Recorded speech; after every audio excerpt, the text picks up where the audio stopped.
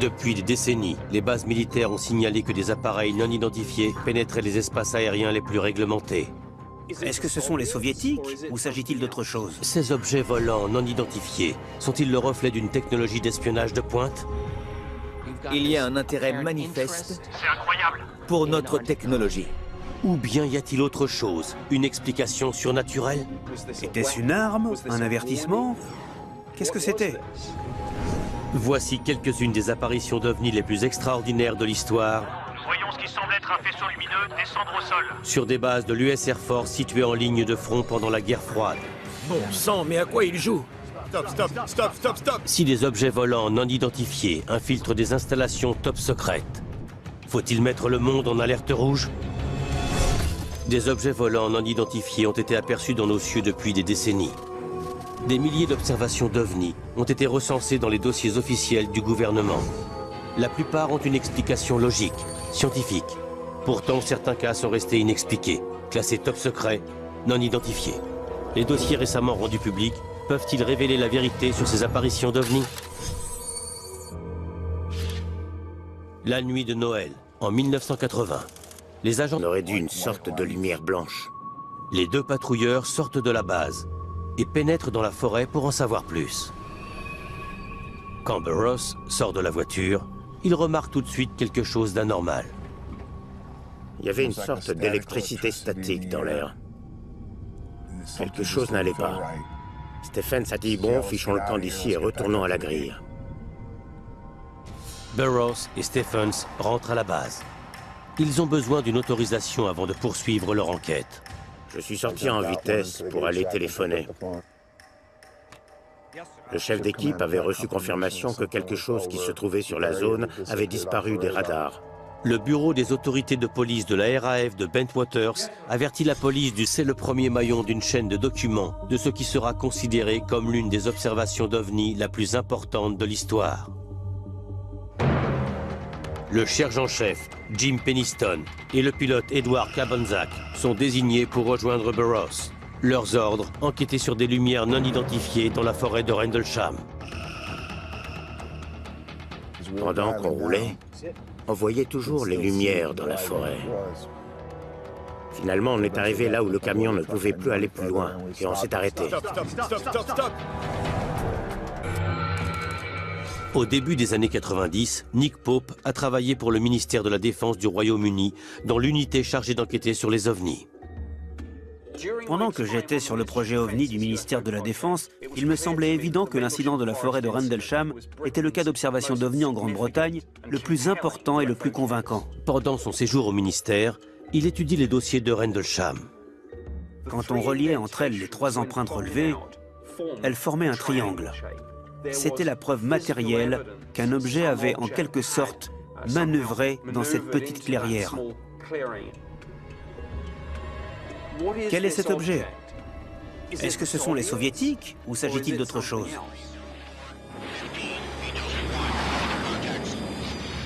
Nous sommes en 1980. Dans le ciel de l'Europe, la guerre froide bat son plein. Le monde est partagé entre deux superpuissances nucléaires.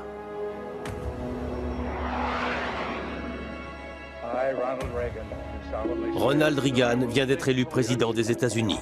Il a juré de tenir tête à l'Union soviétique. Et sur la côte anglaise de la mer du Nord, les deux bases de Woodbridge et de Bentwaters sont à distance de frappe si les soviétiques envahissent les alliés occidentaux. Moins d'une semaine après leur expérience angoissante, Burroughs, Penniston et Cabanzak sont priés de mettre par écrit leurs déclarations. Les déclarations détaillées des témoins clés avaient été rédigées. Ces documents top secrets conservés dans les archives de l'US Air Force, ce sont les comptes rendus rédigés à la première personne des événements survenus cette nuit-là. Ces documents ont été déclassifiés et obtenus en vertu de la loi sur la liberté d'information. Nous avons donc, avec ces dossiers et par une autre documentation, un véritable outil de vérification. Les documents de l'armée de l'air des États-Unis ont réellement sauvegardé dans ce document les récits faits par les témoins. La déclaration du sergent Penniston contient une observation frappante. L'objet, écrit-il, est incontestablement de nature mécanique. Mais alors, s'il est mécanique, qui l'a construit? Cela pourrait-il être le fruit d'une technologie américaine top secrète, par exemple? Richard Dolan, auteur et chercheur en ufologie, a étudié cette affaire en profondeur. S'agirait-il d'un satellite qui est tombé, comme certains l'ont dit? Non, je suis sûr que ça ne peut pas être un satellite. Absolument pas. Comment cela expliquerait-il ce qui s'est passé dans la forêt?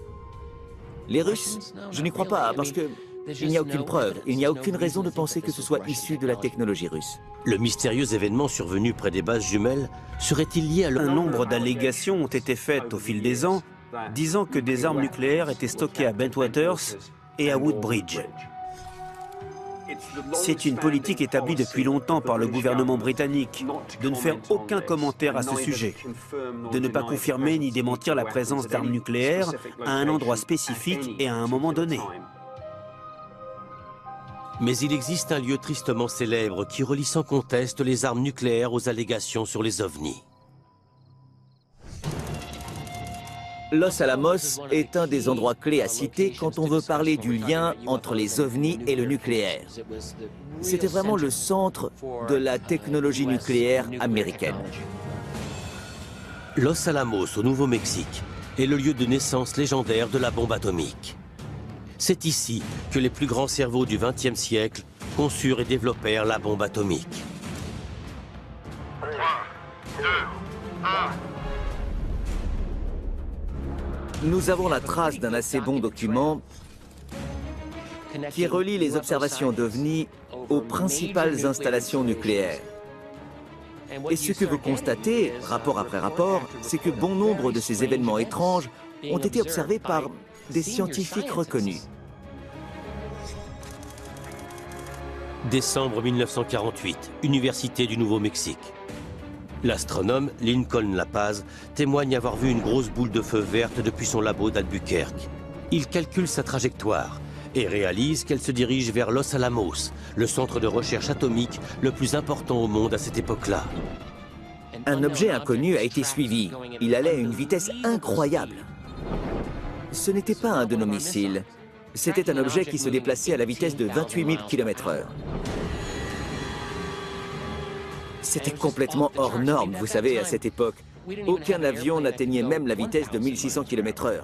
Il volait à l'horizontale. Ça ne pouvait pas être une météorite. Il était beaucoup trop bas. Ça ne pouvait pas être un missile. En 1948, il n'existait pas de missile capable de suivre une trajectoire horizontale sur un temps aussi long. Personne ne savait ce que c'était. Le gouvernement américain engage le docteur Lapaz pour étudier les phénomènes de Los Alamos. Celui-ci interroge des dizaines de scientifiques et de militaires. Les observations sont concordantes. L'objet semble être sous contrôle. Il semblerait que ce soit la vie de chacun des scientifiques impliqués dans cette étude. Il doit y avoir quelqu'un derrière cette technologie. Et la question est, qui? Vous vous retrouvez avec ce phénomène complètement inexplicable, à proximité immédiate du cœur de la science et de la technologie nucléaire américaine. Plus de 30 ans plus tard, dans la forêt de Rendlesham, le rapport du sergent Jim Penniston décrit quelque chose qu'il croit être incontestablement de nature mécanique. Il y a une relation très forte entre ces objets non identifiés, quels qu'ils soient, et leur proximité avec des sites majeurs de la technologie nucléaire, que ce soit les armes ou les centres de recherche. Y a-t-il des armes nucléaires stockées sur les bases de Bentwaters et de Woodbridge? Les gouvernements anglais et américains ont refusé tout commentaire. Il y a peut-être une relation entre les bombes atomiques et les objets volants non identifiés. Mais cette histoire va bientôt devenir plus étrange encore.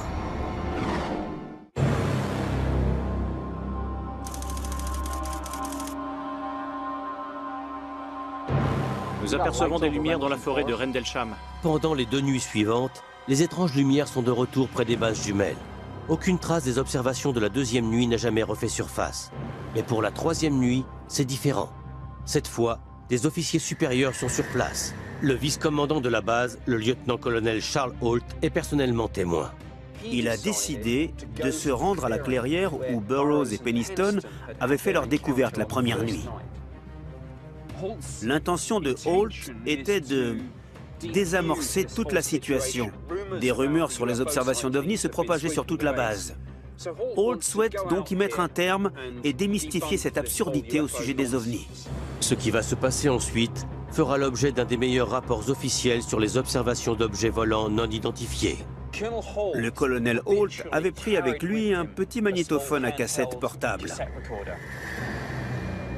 Nous sommes à environ 50 mètres du point d'impact initial, enfin du supposé point d'impact. Il n'y a aucune controverse d'aucune sorte quant à l'authenticité de cet enregistrement. Ça donne quoi sur l'échelle? Nous en sommes maintenant à 5 sur 10, monsieur. Le colonel Holt et tous les autres témoins se souviennent de l'expérience. Ok, nous examinons maintenant la première empreinte avec la lunette. Cet enregistrement est d'une importance capitale. Il relate avec précision ce que Holt et ses hommes ont vu. C'est étrange. Est-ce que quelqu'un veut regarder ces marques sur le sol? Holt et son équipe ont apporté des compteurs Geiger qui détectent des niveaux de radiation anormaux. Il constate que les niveaux de radiation sont au maximum au niveau des 3 empreintes laissées par l'OVNI là où il a atterri la première nuit. Un frottement ou je ne sais quoi sur le sol. Les aiguilles de pin sont repoussées là où la radioactivité est forte. Vous pensez que c'est dû à ça? Oui, absolument. Il semblait y avoir des traces de brûlure, des marques noires sur les troncs des arbres autour de la clairière. Oui, il y a une marque due à la chaleur sur l'arbre. C'est indéniable. Disons à environ 1 mètre du sol. C'est inquiétant. Il y a ces pics de niveau de radiation sur les 3 empreintes et sur les troncs des arbres. Et à ce moment-là, ça devient une réalité pour Holt. Parce que quelqu'un appelle et dit « Monsieur, c'est revenu, regardez derrière les arbres ». Là, juste dans cette direction. Je le vois aussi. Qu'est-ce que c'est? C'est une étrange petite lumière rouge. Il n'y a pas de doute. C'est une sorte de petite lumière rouge clignotante. C'est jaune. Oui, j'ai vu du jaune aussi. C'est bizarre. Retournons à la lisière de la clairière, on aura une meilleure vue. L'équipe de Holt fait demi-tour. Il ne savait vraiment pas à quoi s'en tenir. Nous nous éloignons du site à environ 110-120 degrés par la clairière. Nous avons toujours une lecture sur le compteur. À ce moment-là, il réalise que ça s'approche vraiment. Comme si ça venait vers eux. Ça se dirige par ici. Ça se dirige vraiment par ici. Les particules se détachent. Oui, ça ne fait aucun doute. C'est bizarre. Quand vous écoutez la bande, vous entendez la tension et la peur dans la voix de ces hommes. Il vient du sud. Il arrive vers nous maintenant. Nous observons ce qui semble être un faisceau lumineux qui descend vers le sol. C'est incroyable. Ils regardent dans la direction d'où ils sont venus et sans conteste, ce qui semble être juste au-dessus de la base est bien l'un des ovnis. Et il envoie des rayons de lumière sur une zone qui sera identifiée par la suite comme étant la zone de stockage des armes. Était-ce un message? Était-ce une arme? Était-ce un avertissement? Qu'est-ce que c'était? Ce n'est pas la première fois. 5 ans avant l'incident de la forêt de Rendlesham, une base de l'US Air Force connaît une histoire semblable. Nous sommes fin octobre 1975. Il est tard dans la nuit et nous sommes à la base militaire de Loring, dans le Maine. Quelque chose d'inconnu est détecté et se dirige vers la base. Loring est une base stratégique du commandement aérien, où des avions à charge nucléaire sont prêts à contrer une agression russe. Vous ne vous êtes pas identifié. Vous survolez un espace aérien strictement réglementé. Un rapport de cette nuit-là indique que l'objet non identifié volait à 150 pieds et qu'il a été aperçu près de la zone de stockage des armes. Bon sang, à quoi il joue? Les témoins oculaires décrivent l'appareil comme étant un hélicoptère. Identifiez-vous, à vous. Mais quand un hélicoptère de la garde nationale tente de l'intercepter, le pilote ne parvient pas à voir l'intrus. Pendant 2 heures, l'appareil est aperçu près de la zone de stockage des armes de la base. Puis, il disparaît dans la nuit. Les similitudes entre l'incident de la forêt de Rendlesham et celui de la base aérienne de Loring 5 ans auparavant sont intrigantes. Voilà un ovni qui non seulement viole notre système sophistiqué de défense aérienne, mais qui en plus survole directement la zone de stockage des armes. Le ring était importante parce qu'on y stockait des armes nucléaires. Cela se reproduit la nuit suivante, à la même heure exactement. Donc, cette fois encore, on a quelque chose qui arrive, qui fait un tour pendant un temps donné, puis qui s'en va. Finalement, c'est le même scénario. Le même scénario a été observé à Rendlesham. Nous observons ce qui semble être un faisceau lumineux qui descend vers le sol. Il y a un intérêt manifeste, quel que soit ce qui se cache derrière ce phénomène, pour notre technologie. Il serait stupéfiant d'envisager une situation où un ovni opère en toute impunité sur un site militaire sensible, sans que ce soit une source de préoccupation dans des sphères supérieures. Le problème est sérieux. Il faut savoir ce qui a survolé les bases de Bentwaters et de Woodbridge. On ne sait toujours pas ce que c'est. Serait-ce une menace pour les bases militaires? Ça se dirige par ici. Ça se dirige vraiment par ici. Des particules se détachent. Oui, ça ne fait aucun doute. C'est bizarre. C'est la troisième nuit des observations. Le lieutenant-colonel Charles Holt est au cœur de l'une des observations d'OVNI les plus circonstanciées de l'histoire. Il vient du sud. Il arrive vers nous maintenant. Nous observons ce qui semble être un faisceau lumineux qui descend vers le sol. C'est incroyable. L'armée boucle le périmètre. Seul le personnel militaire a accès à la forêt. Le patrouilleur John Burroughs, témoin de la première nuit, est au repos, mais il se précipite sur les lieux. L'autre pilote et moi avons reçu l'autorisation de nous rendre sur le terrain et de participer à la petite soirée du colonel Holt. Holt et ses hommes sont sur le point de rentrer à la base pour établir un rapport sur ce qu'ils ont vu. Quand j'ai retrouvé le colonel, il s'est retourné et a montré du doigt l'emplacement de la base de Bentwaters. À ce moment-là, j'ai vu une lumière bleue qui semblait voler dans le ciel. Avec la permission de Holt, Burroughs et le sergent Bustinza vont plus loin. On voulait sortir de là et s'en approcher encore une fois, parce que on ne savait plus quoi penser, on ne savait pas ce que ça pouvait bien être, ni pourquoi c'était revenu. Tandis que les deux hommes s'avancent vers l'objet, le sergent Bustinza chute au sol. En fait, il a senti quelque chose le pousser, le maintenir au sol. J'ai regardé en l'air et on aurait dit que l'objet était juste au-dessus de nous. Burroughs est hypnotisé par la lumière intense. On avait l'impression de vivre une scène filmée au ralenti. Et puis tout à coup, l'objet est parti. Pour John Burroughs, ce qui s'est passé ensuite est un mystère total. Je n'ai aucun souvenir à partir du moment où j'ai quitté le terrain jusqu'au dimanche soir, ce qui fait environ 14 heures pendant lesquelles je ne sais pas comment je suis rentré à la maison, ni où j'étais. Quelques jours plus tard, le colonel convoque Burroughs, Peniston et Cabanzac pour qu'ils présentent leur rapport. Quand on nous a demandé d'écrire un rapport, on m'a dit de faire seulement un bref résumé de notre expérience de la première nuit. Le protocole militaire semble ne pas être respecté. On demande à Burroughs de ne pas parler des événements de la nuit 3 dans son rapport. Je ne peux qu'émettre des suppositions. Peut-être était-ce parce que le sergent Bustinza et moi étions allés trop près et qu'il ne voulait pas que ça apparaisse. Le colonel Holt voulait que toute cette situation se termine. Il voulait tout oublier et laisser toute cette histoire derrière lui. Holt décrit cette affaire comme étant néfaste à l'avancement d'une carrière. Mais Holt est l'officier responsable. Il n'a pas le choix. 2 semaines après la nuit 3, il rédige un rapport détaillé sur les observations d'OVNI. C'est le seul document officiel sur la 3e et dernière nuit des incidents de la forêt de Rendlesham. Le mémo de Holt est intitulé « Lumières inexpliquées ». Mais il est évident que cela décrit quelque chose qui va au-delà de simples lumières dans le ciel. Ce titre discret est, d'entrée de jeu, une tentative délibérée de vouloir minimiser l'incident. Mais bien entendu, le rapport de Holt fait comprendre clairement que ce n'était pas de simples lumières, mais qu'un engin métallique avait atterri. D'autres pensent que la source de ces lumières était plus terre-à-terre.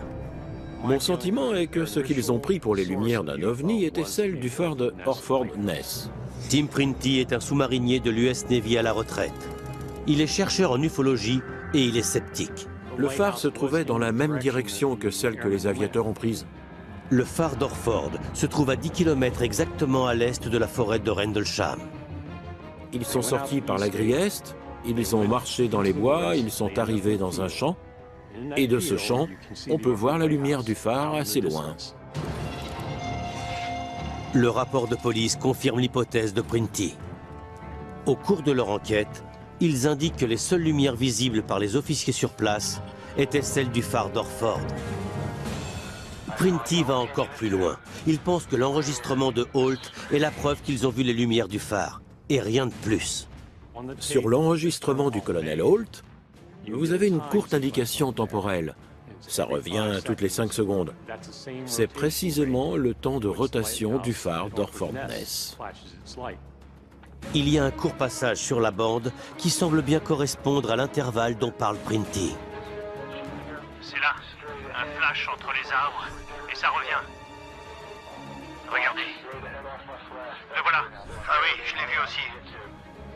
Les hommes de la base auraient-ils confondu la lumière du phare d'Orford avec un objet non identifié? Nick Pope n'y croit pas. Nombreuses sont les théories sceptiques sur la forêt de Rendlesham. Mais j'ai examiné attentivement ces cas non résolus au ministère de la Défense et ils ne tiennent pas la route. Je suis allé à de nombreuses reprises dans la forêt de Rendlesham, dans la plupart des endroits où les témoins ont vu l'OVNI. Les éclairs du phare ne sont même pas visibles. Malheureusement, le phare d'Orford est désormais hors service. On ne peut donc plus faire d'autres analyses.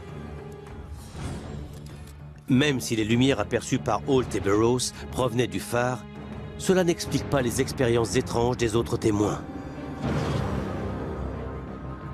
Larry Warren est l'une des figures les plus controversées de l'histoire de Rendlesham. Il était chargé de la sécurité des forces aériennes à l'époque de l'événement. La nuit en question, j'étais présent. C'était la nuit où Charles Holt a fait son enregistrement. Je n'étais pas dans les bois avec lui. Je n'ai jamais prétendu y être. Larry Warren est retourné à la base de Bentwaters pour la première fois depuis 30 ans. Son récit de ce qui s'est passé la troisième nuit va bien au-delà de ce que Holt et Burroughs ont dit jusqu'à présent. Ici, nous sommes au bout de la piste de Bentwaters. Troisième nuit. Warren est de garde au bout de la piste de Bentwaters. Il y a des lumières au-dessus de la forêt. J'ai reçu un appel du central de contrôle de la sécurité. Ils m'ont dit votre mission est annulée. Le sergent Englund va arriver, il vient vous chercher. Donc, dans les 10 minutes, j'ai vu arriver 3 individus à l'arrière du véhicule de la police de sécurité. Warren réalise qu'ils roulent dans la forêt de Rendlesham et qu'ils ont franchi la grille est de Woodbridge.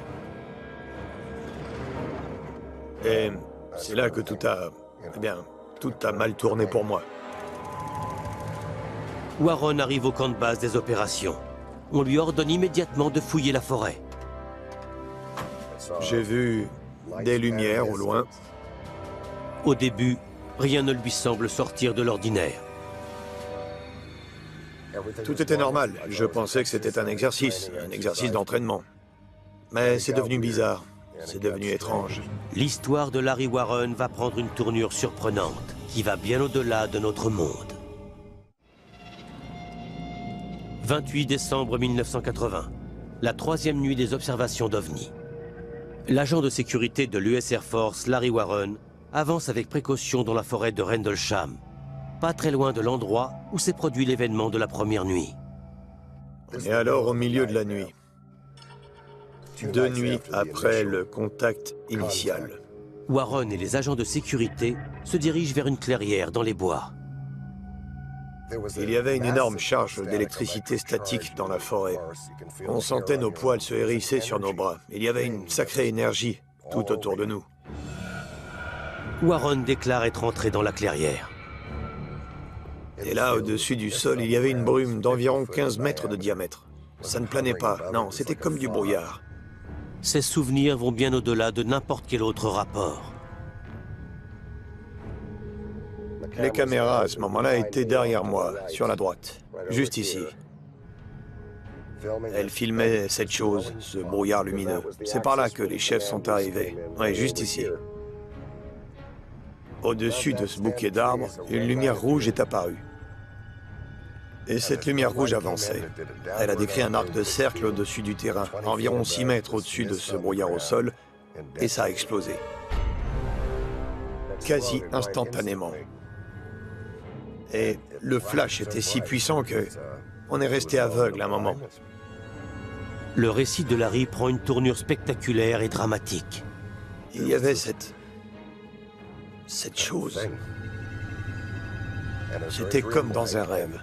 Mais ce qui est sûr, c'est que c'était en forme de triangle. Et ce quelque chose échappait à notre regard. Aucune ouverture, non rien, c'était... Vous ne pouviez pas... Ça n'arrêtait pas de changer. Ça paraissait rouge, mais pas vraiment rouge, il y avait du bleu à la base. Ce que Larry Warren raconte ensuite rend cette histoire encore plus étrange. Et puis tout à coup, en face de nous, en face de moi, sur la droite de cette chose, une lumière s'est déplacée à 1 mètre du sol. C'était doré bleuâtre et ça s'est divisé en 3 lumières, par ici. Puis cette lumière s'est estompée et à l'intérieur, il y avait 3 créatures. Alors, bien sûr, ils n'étaient pas comme vous et moi. C'était petit, à peu près de cette taille-là. C'était une sorte de chose translucide, avec ce qui ressemblait à des têtes et des visages. Tout ça s'est passé juste là. Oui, juste là. Aujourd'hui, ils cultivent des carottes à cet endroit. Larry Warren est persuadé qu'il a vu un certain type de vie inconnu cette nuit-là, dans la forêt de Rendlesham. Larry dit que non seulement il a vu l'OVNI, mais qu'il a aussi vu ce qui pourrait être une sorte de rendez-vous entre les officiers supérieurs de l'US Air Force et probablement des extraterrestres.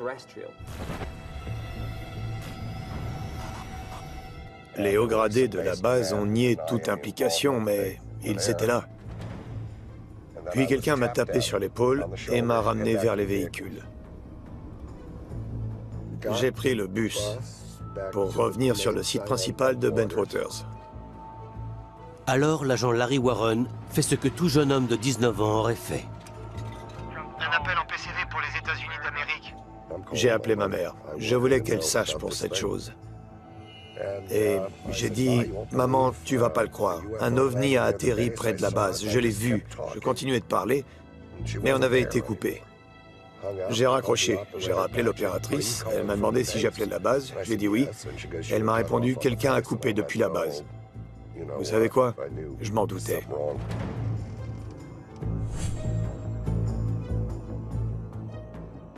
Cette nuit-là a changé ma vie pour toujours. J'étais quelqu'un en arrivant ici, j'étais quelqu'un d'autre quand j'ai quitté cet endroit. Aucun document ne confirme l'étrange et remarquable récit de Warren à propos de la 3e nuit. C'est une histoire qui reste controversée et non prouvée. Mais les dossiers qui existent fournissent un ensemble de preuves. Nick Pope pense qu'elles auraient pu être étouffées devant l'insistance du gouvernement qui conclut que cette observation d'OVNI n'avait rien d'important pour la défense. Ceci est un aspect intéressant de cette affaire, parce que nous avons la position du gouvernement des États-Unis. Il affirme que les ovnis ne sont plus un sujet d'actualité. Mais parallèlement à ça, il est évident qu'une enquête approfondie a été menée sur ces ovnis. Le plus haut gradé des officiers de l'US Air Force en Europe s'est déplacé personnellement pour être mis au courant. Dans un mémo déclassifié daté du 16 février 1981, un officier supérieur de la RAF déclare que le général Charles Gabriel, commandant en chef des forces aériennes des États-Unis en Europe, s'est déplacé à Bentwaters. Le fait que le général Gabriel ait rendu visite à la base pour être informé des incidents démontre que tout cela a été pris très au sérieux par les plus hautes instances militaires américaines. Un des documents du ministère de la Défense fait état de la visite du général Gabriel. Gabriel a été mis au courant. On lui a fourni certains éléments, tels que l'enregistrement du colonel Holt, et il les a rapportés en Allemagne. On est alors en droit de se poser cette question. A-t-on fourni au général d'autres éléments qu'il aurait rapportés à son état-major? Vous avez une bouteille pour mettre ça? Quelqu'un a une boîte à échantillons? Nous savons, grâce à l'enregistrement du colonel Holt et grâce aux témoignages des personnes présentes, que des échantillons du sol ont été prélevés. On a également prélevé des échantillons de la sève et des écorces des arbres qui avaient été abîmés. Tous ces éléments ont disparu. Selon moi, ceci est tout simplement extraordinaire et tout à fait sans précédent. Le général Gabriel avait une raison parfaitement rationnelle de se trouver sur la base. Tim Printy propose une théorie différente. Il était certainement préoccupé par le fait que son personnel ait fait intrusion sur le territoire britannique, alors que les sorties en uniforme y sont interdites. Il a pu penser que les gens allaient se demander pourquoi l'armée américaine se promène dans mon jardin. Si l'on a voulu taire certaines choses, un homme est bien placé pour en parler. Larry Warren demeure un personnage dérangeant, non seulement par ses déclarations sur les ovnis, mais aussi pour le débriefing particulier qui a suivi. Eh bien, ils ont projeté ce film et, vous savez, c'était des prises de vue réalisées avec ces caméras, mais... Il dit que ça commençait par la projection de choses assez anodines. Dans la pièce, il y avait deux types qui s'étaient présentés comme faisant partie des services de sécurité des forces armées, c'est-à-dire les gros bras de la NSA. L'un d'entre eux a dit « Vous ne comprendrez jamais ce que vous avez vu. Tout ceci doit rester secret, vous ne devez pas aborder ce sujet. » Tout ça, pour moi, a commencé la nuit suivante. Rien à voir avec ce truc dans les bois, ou je ne sais quoi. Non, la nuit suivante, c'est là qu'ils ont montré les dents. Et c'était plutôt moche. Ce qui s'est passé ensuite lui revient par bribes. Mais les pièces du puzzle commencent à s'assembler. Les souvenirs de Larry Warren de la rencontre avec l'OVNI au cours de cette troisième nuit dans la forêt de Rendlesham s'apparentent à un film de science-fiction. Mais ces allégations vont plus loin. Warren pense que le gouvernement américain a testé en 1980 à Bentwaters des techniques d'interrogatoire agressives afin de reprogrammer les mémoires. Quelques souvenirs me reviennent aujourd'hui. Je suis dans un environnement médical. Je suis sous perfusion. Des militaires et d'autres types me parlent. Je les vois. Vous n'êtes jamais allé là-bas? J'ai des images brouillées, décousues, d'une installation très étrange. Du genre de celle où ils peuvent vous injecter des tas de trucs pour jouer avec vous. Et ils ont passé 2 jours à jouer avec moi. Le gouvernement des États-Unis a-t-il jamais utilisé ce genre de technique d'interrogatoire? Le projet MK-Ultra était une opération secrète de contrôle mental menée par la CIA dans les années 50. Elle a officiellement pris fin en 1973. MK-Ultra était un programme de la CIA. Il avait pour objectif de savoir si des techniques utilisant des drogues ou l'hypnose pouvaient être utilisées pour influencer les gens, pour modifier leur comportement, pour créer de faux souvenirs et, pourquoi pas, d'effacer les vrais souvenirs. C'était sans aucun doute une combinaison de substances hypnotiques, hallucinogènes et de menaces dans le but de distordre la réalité ou de construire de fausses images. Si elle est vraie, l'expérience de Larry ressemble en tout point aux objectifs du programme MK-Ultra. Mais l'incident de la forêt de Rendlesham a eu lieu en 1980 et ces techniques, les drogues, l'hypnose, etc., étaient apparemment toujours employées. S'agit-il simplement des faux souvenirs d'un jeune aviateur émotif? D'autres ont-ils été soumis au même traitement? Cela pourrait-il expliquer la perte de mémoire de John Burroughs pendant les 14 heures qui ont suivi sa dernière observation d'OVNI?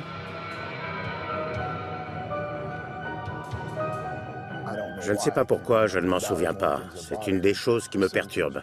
J'ai certains souvenirs très précis. Je me souviens parfaitement de mon retour à la maison le premier soir. Mais j'ai oublié ce qui s'est passé après cette troisième nuit, à part le fait que je commençais à rentrer. Des aviateurs tels que Burroughs et Warren sont du menu fretin. Mais que dire de l'officier supérieur présent cette troisième nuit? Nick Pope a interrogé Charles Holt à ce sujet. Holt a eu la très forte impression que quelque chose d'inexpliqué avait eu lieu cette nuit-là. Le colonel Holt ressentait une énorme colère et aussi de la frustration.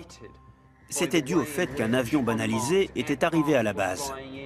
des hommes que personne ne connaissait étaient en train d'interroger, et parfois avec des méthodes agressives, les témoins de l'incident. Je vais vous dire ce qui s'est passé. Vous pouvez interroger des témoins, mais vous ne les menacez pas. Vous ne les droguez pas, vous ne les hypnotisez pas. À ce moment-là, j'étais un gamin et j'étais désorienté, troublé. Warren écrit à sa famille. C'est le seul document dont il dispose pour étayer ses dires. J'ai écrit « Maman, je te dirai tout sur l'OVNI quand je rentrerai. Je ne peux pas te l'écrire, ils lisent tout. » Mais des questions subsistent quant aux expériences de Larry Warren sur le terrain cette nuit-là et à son interrogatoire présumé. Il semble n'y avoir aucune trace d'un rapport officiel. Le problème avec l'histoire de Larry, c'est que peu ou pas de témoins du tout le mettent en situation là-bas à cette époque. Cela peut vouloir dire que soit l'histoire de Larry n'est pas vraie, soit cela signifie simplement que Larry a été témoin d'autre chose auxquelles des gens comme Holt, Burroughs et Penniston n'ont pas assisté. N'en sait rien. La version de Larry Warren n'avait que peu d'écho, jusqu'en 2010. Un document est venu corroborer ses dires sur sa rencontre avec des extraterrestres. Le 17 juin 2010, le colonel Charles Holt, l'officier le plus gradé à avoir participé à l'observation d'OVNI à Rendlesham, signe une déclaration sous serment dans laquelle il raconte en détail les événements de la troisième nuit.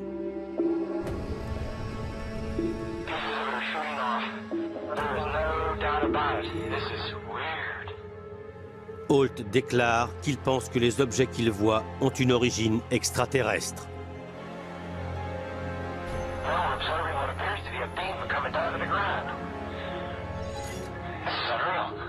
Mais l'affidavit de Holt va plus loin. Il soulève une autre question sujette à controverse.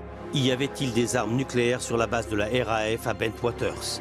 Holt déclare qu'il ne peut ni affirmer ni démentir que des armes nucléaires étaient conservées dans la zone de stockage. Même Nick Pope ne peut en parler ouvertement.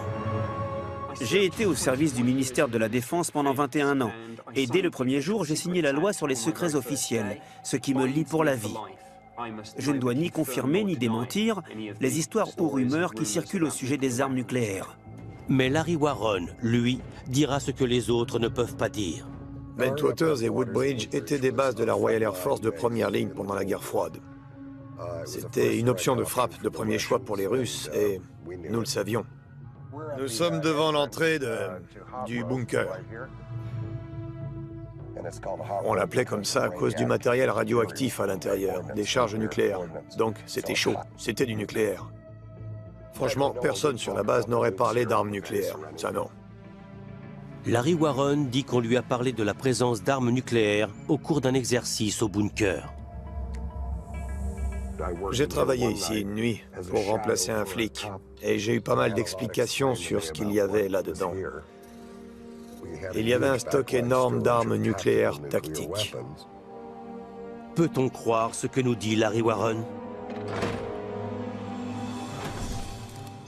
Des documents obtenus auprès du Conseil de défense des ressources naturelles pour la protection de l'environnement ont étayé son affirmation selon laquelle il y avait des armes nucléaires à Bentwaters. Ces documents indiquent que jusqu'en 1986, la RAF disposait à Bentwaters d'une installation de stockage de bombes nucléaires d'une capacité de 100 ogives nucléaires. En dépit du fait que le gouvernement ne confirme ni ne dément les rumeurs sur le nucléaire, Lord Hill Norton, amiral et ex-chef d'état-major de la Défense, a été plutôt franc. En 1997, Hill Norton écrit une lettre au ministère de la Défense, demandant que l'on ouvre une enquête sur les déclarations du colonel Holt. Dans cette lettre, il fait référence à Bentwaters comme étant doté d'un arsenal nucléaire. Les ministères, et le ministère de la Défense en particulier, déclarent que rien de ce qui s'est passé cette nuit de décembre dans le Suffolk n'intéresse la Défense. C'est faux, tout simplement. Ce qui fait que Rendlesham est un problème délicat pour le Royaume-Uni, c'est qu'en effet, il y avait des armes nucléaires, mais qu'elles n'étaient pas censées s'y trouver. La présence possible d'un arsenal nucléaire à Bentwaters aurait pu compromettre le traité signé par les États-Unis et le Royaume-Uni. Ils ont menti aux gens, ils ont dit qu'il n'y avait pas d'armes nucléaires alors que c'était faux. Et en décembre 1980, ils auraient pu être prêts à les utiliser. Nous sommes au centre des opérations de guerre de Bentwaters. Dans le cas d'une guerre ou d'un incident nucléaire, cette salle aurait joué un rôle clé. Décembre 1980 est sans conteste un des moments les plus chauds de la guerre froide. There is a spirit of solidarity abroad in the world tonight that no physical force can crush. La crise politique en Europe de l'Est menace l'équilibre du pouvoir dans la guerre froide. Le monde est proche de l'alerte rouge.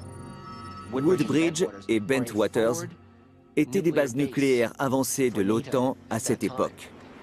Donc si quelque chose devait se produire, si une guerre éclatait, elles auraient été des bases stratégiques dans ce conflit. Quelle chose avait survolé Bentwaters, la base de la RAF? Et surtout, pourquoi l'avait-elle fait? Y a-t-il une relation entre ces observations faites à Bentwaters et celles faites sur d'autres bases nucléaires aux États-Unis? Pendant 4 décennies, des objets volants non identifiés ont été aperçus à proximité de sites nucléaires sensibles aux États-Unis et au Royaume-Uni. Déjà en 1948, des objets volants non identifiés avaient survolé le centre de recherche nucléaire de Los Alamos. En 1975, à la base aérienne de Loring, dans le Maine, pendant 2 nuits, des appareils survolent les zones de stockage des armements. Les preuves écrites sont évidentes. Partout aux États-Unis, il existe des rapports officiels d'observations inexpliquées sur des bases nucléaires américaines. Mais l'incident le plus convaincant et le mieux documenté est celui de la forêt de Rendlesham au Royaume-Uni en décembre 1980. Le voilà, il arrive du sud. Il vient vers nous. Ce qu'il faut retenir du cas de Rendlesham, c'est que pendant des années et des années, il a été vu comme une histoire d'OVNI, comme une fascinante histoire d'OVNI.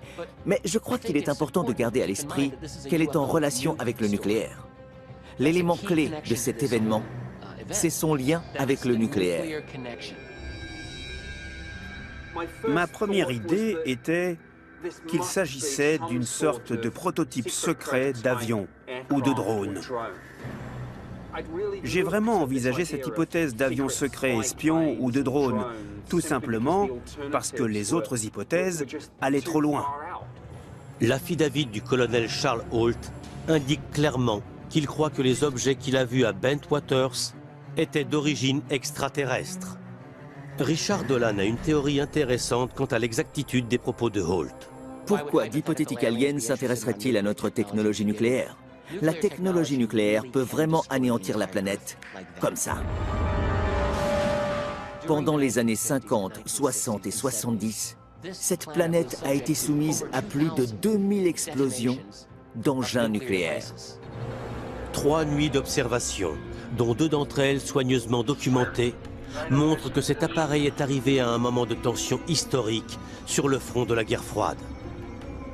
Alors si vous êtes une intelligence qui surveille la Terre, et que vous voyez les espèces indigènes faire exploser des bombes nucléaires les unes après les autres, encore et encore, vous pourriez y prêter attention et même être préoccupé par ce que mijotent ces indigènes.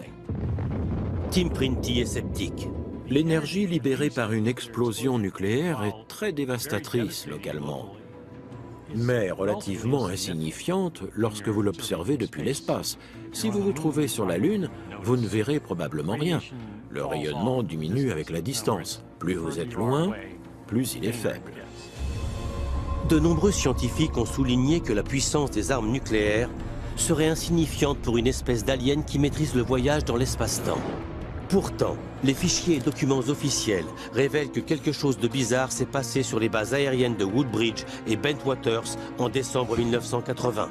Était-ce la crainte d'une guerre, de l'espionnage, une dissimulation de bases nucléaires ou quelque chose d'encore plus étrange? Les dossiers et documents officiels relatifs à l'incident de Rendlesham établissent la preuve irréfutable de la présence d'armes nucléaires sur la base de la RAF, la preuve partielle de la présence d'objets volants non identifiés près de ces bases. Puisqu'il n'y a pas de preuve concluante que ces objets étaient d'origine alienne, le mystère demeure non identifié. Cela pouvait-il venir d'ailleurs? Je ne peux pas l'exclure. Quand vous avez éliminé toutes les autres possibilités, il ne vous reste plus beaucoup de choix. Ça se dirige par ici. Ça se dirige vraiment par ici.